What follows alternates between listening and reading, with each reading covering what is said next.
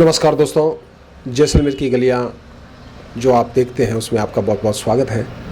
विषय आज हम लेकर के आए हैं निजीकरण, प्राइवेटाइजेशन, यानी कि जो भी प्राइवेट हो रहा है देश में आज एक बहुत बड़ा हो हल्ला हो रहा है। वैसे मुख्यतः तो राजनीतिक पार्टियां कर रही है, तो हम उस पर आज चर्चा करेंगे। मेरे साथ हैं हमारे श्यामवीर जी जो जैसलमेर की गलियां आपके लिए समय समय पर बहुत ही अच्छे अच्छे विषय लेकर के आते हैं। लेकिन मेरे अंदर जो एक सवाल था निजीकरण, उस पर आज हम श्याम जी आपसे बात करेंगे। तो श्याम जी मुझे ये बताइए कि देश के अंदर बहुत बड़ा हो हल्ला हो रहा है, हमारी जो वायु सेवाएं हैं उसका निजीकरण हो रहा है। बीएसएनएल पर बहुत बड़ा एक तलवार लटक रही है, उसको भी निजीकरण की तरफ, क्योंकि कई कर्मचारियों को सेवानिवृत्त कर दिया गया है, समय से पहले भेज दिया गया है। और हमारी बहुत बड़ी यानी कि विश्व के अंदर हमारी एक बड़ी सेवा है रेल सेवा, उस पर भी कहीं न कहीं निजीकरण होने की और रफ्तार पकड़ रहा है। देश की जो रक्षा प्रणाली है उसके जो कई हमारे साधन है उस पर भी निजी, पहले हम विश्व के अन्य देशों से खरीदते थे, आज हमारे निजी कंपनियों को उसका कार्य दिया गया है। तो यह सब निजीकरण हो रहा है, इस पे बहुत बड़ा हो हल्ला हो रहा है, तो इस पे आप क्या कहना चाहेंगे? सुरेश जी, देखिए, ये जनता तक शायद सरकार सही मैसेज नहीं दे पा रही है, यूँ कहें कि जनता को समझा नहीं पा रही है। और कई मीडिया चैनल्स ये दिखा रहे हैं कि मोदी जी देश बेच रहे हैं, और इसकी सच्चाई क्या मैं आपको बता देता हूँ। देखिए, मैं आपको थोड़ा सा पीछे लेके चलता हूँ। जब हमारी प्रधानमंत्री थी इंदिरा गांधी, उन्होंने जो बैंक थे हमारे देश में उनका राष्ट्रीयकरण किया था, यानी यूँ कहें कि प्राइवेट को सरकारी संपत्ति के रूप में तब्दील किया गया था।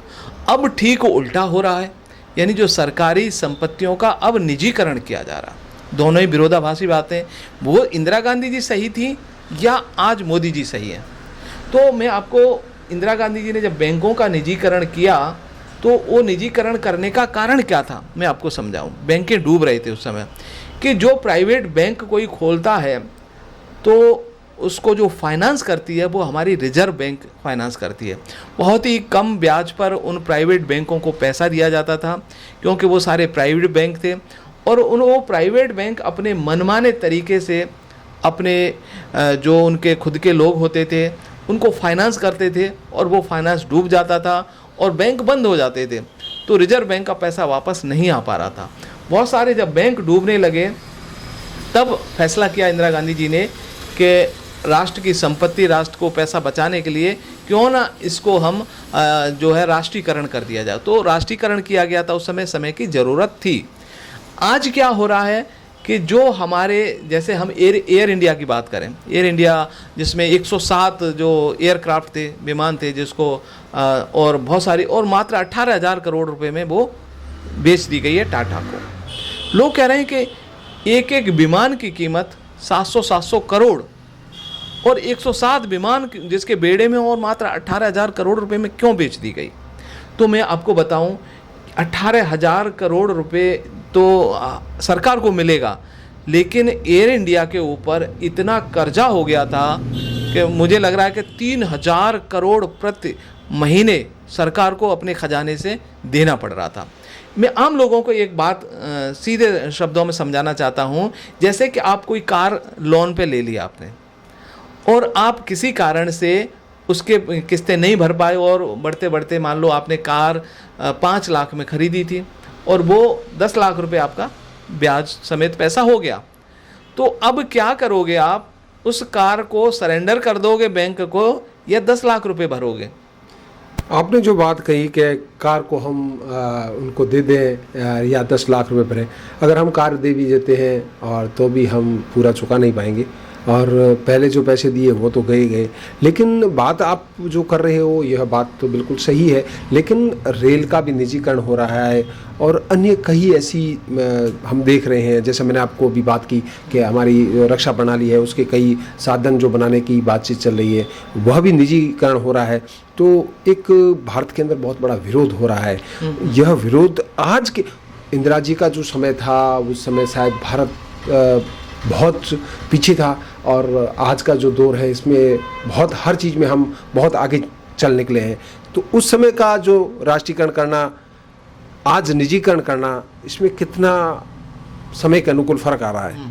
फर्क इसलिए आ रहा है कि देखिए, पहले जो इंदिरा गांधी का समय था तो उस समय ऐसा था कि राष्ट्र की सीमाएं बिल्कुल मतलब बंद थी, दूसरे देश का कोई आदमी हमारे यहाँ व्यापार नहीं कर सकता था। लेकिन आज पूरा वर्ल्ड है ना, एक गांव बन चुका है, हम कहीं भी जाके व्यापार कर सकते हैं। आज कंपटीशन है बहुत बड़ी, तो आज सरकारी कंपनी खुद को बचाए रखना बड़ा मुश्किल हो गया है। कि देखिए, आज अमेरिका की भी फ़्लाइट यहाँ इंडिया में आ रही है, इंडिया की अमेरिका जा रही है, सऊदी अरब की आ रही है, पाकिस्तान की, हर देश की एक दूसरे में आ रही है। और देखिए, मैं आपको एक और उदाहरण दूँ कि हम टेलीकॉम के क्षेत्र में जाएँ, पहले तो हमारा BSNL ही था, अभी तो देखो वोडाफोन से लेकर कितनी कंपनियाँ यहाँ पर आ गई हैं, एयरटेल आ गई है। क्या सरकारी कंपनियाँ उनके सामने टिक पाएंगी? और प्राइवेट कंपनियां किस तरह से टिकती हैं, कितनी योजनाएं बनती हैं, कर्मचारियों को कितनी मेहनत करनी पड़ती है। तो सरकारी कर्मचारी जो होते हैं उतनी मेहनत नहीं करते हैं, क्योंकि कुछ नियम ऐसे हैं कि जो उनको काम दिया गया है, यदि उसके अतिरिक्त अगर सरकार उनसे काम करना चाहे तो वो नहीं करते हैं, कि वो मेरी ड्यूटी नहीं है, ये मना कर देते हैं। लेकिन प्राइवेट सेक्टर में ऐसा नहीं है, जो काम जिस समय उसको सौंपा जाएगा उसको करना पड़ेगा। यही कारण है कि वो प्रॉफिट में चली जाती हैं और गवर्नमेंट की जो कंपनियां वो लॉस में चली जाती हैं।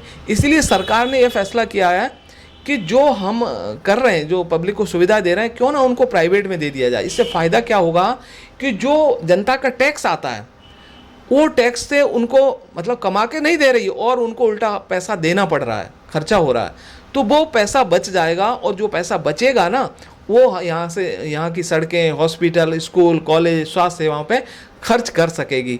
यानी देखिए, मैं एक और छोटा सा उदाहरण आपको दूं कि देखिए, जैसे आपका घर का खर्च महीने का 10,000 रुपये है और वो 10,000 रुपये आप कार में, मोटरसाइकिल, स्कूटर में खर्च कर देते हो 5,000 रुपये, तो 5,000 रुपये बचा वो आपके घर के खर्च में काम आएगा।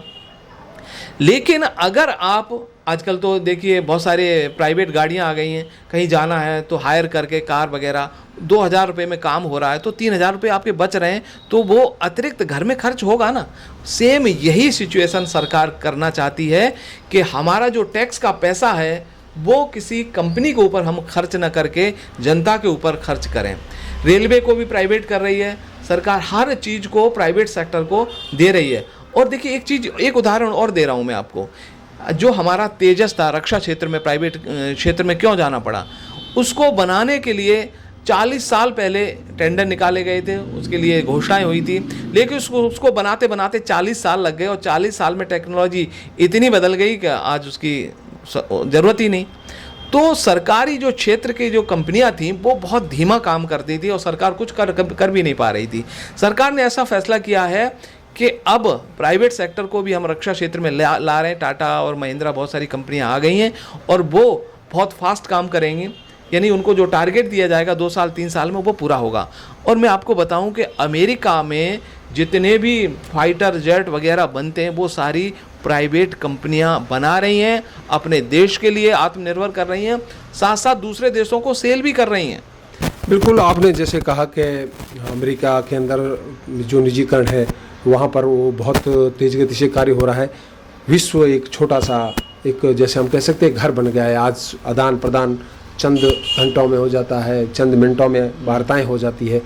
तो विश्व के जो तमाम देश हैं उसमें भारत का जो ये निजीकरण है वह कहाँ तक फ़ायदेमंद है, या जैसे भी आपने कहा कि हम तेजस बना रहे हैं या हमारी कई ऐसी रक्षा प्रणालियों में बड़ी बड़ी हम हथियार बना रहे हैं, हम रेलों में भी अच्छी रेलें बना रहे हैं, तो इसका हमें विश्व स्तर पर इस निजीकरण का क्या फ़ायदा हो सकता है?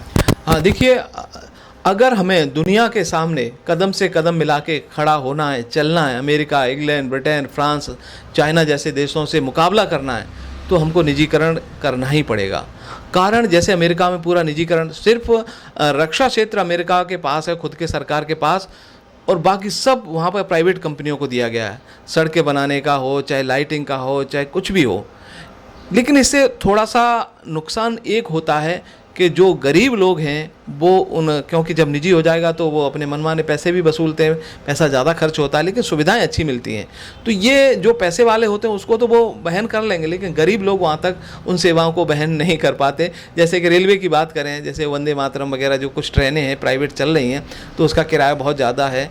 और गरीब लोग उसमें नहीं बैठ पाएगा।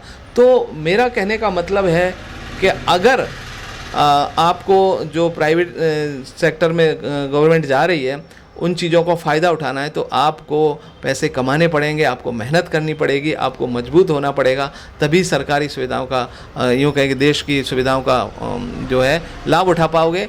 नहीं तो गरीब आदमी के लिए तकलीफ़ होने वाली है। यानी ये नहीं चलेगा कि आप काम ना करें और बैठे बैठे खाएं। अमेरिका में देखिए आज ये स्थिति आ गई है कि अगर वहाँ पर जैसे हस्बैंड वाइफ हैं, दोनों काम नहीं करेंगे तो हो सकता है कि वो उनका घर का खर्चा नहीं चले। बच्चे के बारे में तब सोचते हैं जब उनका जो इनकम है वो थोड़ी बड़ी हो जाती है, लेकिन हिंदुस्तान में ऐसा नहीं है। हिंदुस्तान में घर का जो मुखिया होता है वो कमाता है, बाकी सब बैठ के खाते हैं। और यहाँ तो हाउस वाइफ ही होती है, घर की महिला तो कभी काम करने का सवाल ही नहीं है। तो अमेरिका बिल्कुल डिफरेंट देश हो चुका है, वही कि गरीब आदमी के लिए मुश्किलें आने वाली हैं। मैं कह रहा हूँ निजीकरण से ये होगा, या तो कमाना सीख जाए आदमी। लेकिन हम जो बात कर रहे हैं कि ये हमारे यहाँ सामाजिक व्यवस्थाएं हैं, एक व्यक्ति कमाता है, बच्चों को भी उसमें अपना पालन पोषण करता है, अपने वृद्ध माता पिता का भी ध्यान देता है, अपनी बहन की शादियाँ भी करता है। तो भारत की व्यवस्थाएं बहुत अलग तरह की है। चूँकि हमें विश्व के साथ चलना पड़ेगा, तो निजीकरण आपने कहा है कहीं हद तक ठीक भी है। लेकिन हम जैसे अभी आपने कहा कि इंदिरा जी ने राष्ट्रीयकरण किया, नरेंद्र मोदी जी जो निजीकरण पे जा रहे हैं, लेकिन वह आम व्यक्ति तक समझ में आए, यानी कि वह अपनी जो नीति है, पॉलिसी है, वह आम व्यक्ति तक सही तरीके से स्पष्ट समझ में आ जाए कि अमेरिका कहाँ पहुँच रहा है, इंग्लैंड कहाँ पहुँच रहा है, या विश्व की जो महाशक्तियाँ हैं वो निजीकरण में कहाँ पहुँच रही है।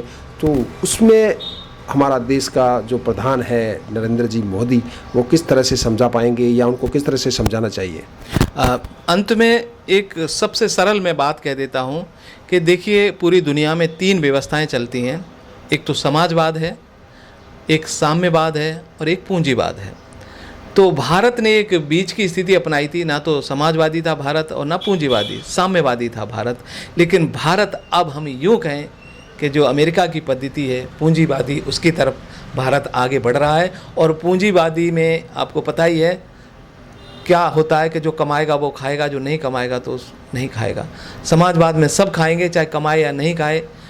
और साम्यवादी में ये होता था कि कमाने वाला थोड़ा ज़्यादा अच्छा खाएगा और कम कमाने वाला थोड़ा कम अच्छा खाएगा, सुविधाएं लेगा। तो आप मेरी बात समझ लीजिए कि भारत साम्यवाद से पूंजीवाद की तरफ बढ़ रहा है। मित्रों, आज की जो हमारे चर्चा का विषय था निजीकरण, राष्ट्रीयकरण, निजीकरण। लेकिन एक बात हमारे जो बड़े बुजुर्ग कह के गए हैं, जिनके 2 हाथ और 2 पाँव सही सलामत होते हैं वह कभी गरीब नहीं होता है। मित्रों, कार्य तो करना है, देश की नीतियाँ बनती है, बिगड़ती है, निजीकरण हो रहा है, हम इसे देखेंगे। और हमारी लोकतंत्र प्रणाली है, उसमें नीतियाँ हम बदल सकते हैं। और हमारे मोदी जी है वो कहाँ तक हमें इस नीति के आधार पर लेकर के जाएंगे। तो आज की चर्चा का विषय था हमारा निजीकरण। तो हमें दे इजाज़त। मैं सुरेश कुमार हर्ष, जैसलमेर की गलियाँ, श्री शामिर सिंह जी के साथ। नमस्कार।